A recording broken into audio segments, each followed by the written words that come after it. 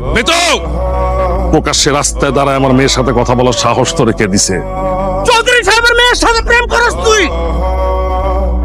নয়ন, তোরে যে আমি 20 বছর আগে গ্রাম থেকে বাইর করে দিয়েছিলাম সেই কথাটা তুই ভুলে গেছিস না? আবার এই গ্রামে ঢুকে আমার মেয়ের সাথে কথা বলা শুরু করছিস। এইবার তোরে আমি আমার বডিটারে টুকরা টুকরা করে কাটতে পারবেন, কিন্তু মনটারে কি করবেন? এই মনের মধ্যে শুধু আপনার মেয়ের ছবিটাই আঁকা আছে, আর আপনার মেয়ের মনের মধ্যে আমার ছবিটাই আঁকা আছে। জিজ্ঞেস করে দেখেন আপনার মেয়েরে। আজও তুমি আমার মনে আছো।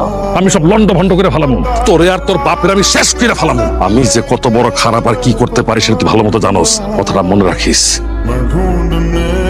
তোমার মেয়ে একা একা ঘোরার পারমিশন চাইছে, আমি তার পারমিশন দিছি। সে ঘোরার নাম করে যায় ওই ছোট লোক মাস্টারের ছেলের সাথে প্রেম শুরু করছে। বাবা, স্যারের ছেলের আমি ভালোবাসি। কি বললি? মাস্টারের ছেলে তুই ভালোবাসো? হ্যাঁ, মাস্টারের ছেলে ভালোবাসো তাই না? আমি বেতন না দিলে যে মাস্টারের সংসার চলে না, আমি স্কুল তুলে না দিলে তার চাকরি করার সুযোগ হইতো না, সেই ছোট লোকের মাস্টারের ছেলে তুই ভালোবাসো? স্যার শিক্ষিত মানুষ, আমি তার কাছে পড়েছি। তার ছেলেও শিক্ষিত হয়েছে।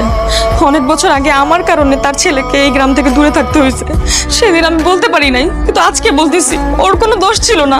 আমি ওরে মাটির পুতুলটা দিয়েছিলাম আর বলেছিলাম আমি ওর স্ত্রী, ও আমার স্বামী। তোমার কাছ থেকে আমাকে ইতিহাস শুনতে হবে না। তুমি যে এত বড় হয়ে গেছো সেটা আমি টের পাই নাই। এই মিতুর মা, আজকে থেকে মিতু ঘরে যাবে না, এটা আমার আদেশ। আর আমার আদেশ যে সবার মানতে হয় সেটা তুমি ভালো করে জানো। 20 বছর আমি যাকে না দেখে ভালোবাসতে পারছি, ওয়েট করতে পারছি।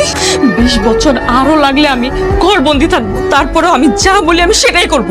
আমিও মির্জা বাড়ির মেয়ে। বাবা, বাড়ির এই অবস্থা কেন?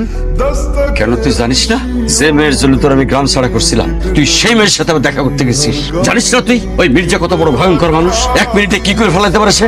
জানি বাবা, আর জানি বলেই মির্জার মেয়ের কাছে গেছিলাম। আজ থেকে 20 বছর আগে তোমার সাথে যে অন্যায়টা করছিল, তোমাকে যে অপমানটা করছিল। তোর পোলা অপরাধ করছে, আমার মেয়ের দিকে চোখ তুলে তাকাইছে, শাস্তি ওর পাইতেই হইব। বুঝলাম তোর পোলা পোলা বাইন মানুষ, কিন্তু তুই তোর পোলার শিক্ষা দিস নাই কেন? এর জন্য তোর পোলার শাস্তি আমি তোরে দিব। আমি মাথা পাইতে নিব।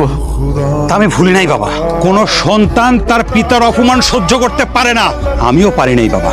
আর সেদিনই মনে মনে প্রতিজ্ঞা করছিলাম, ওই মির্জাকে এই বাড়িতে নিয়ে এসে তোমার কাছে মাপ চাওয়াবো, তাহলেই আমার প্রতিশোধ নেওয়া হবে। অমন প্রতিশোধের আমার কোনো দরকার নাই। মির্জা সাহেব ভালো মানুষ।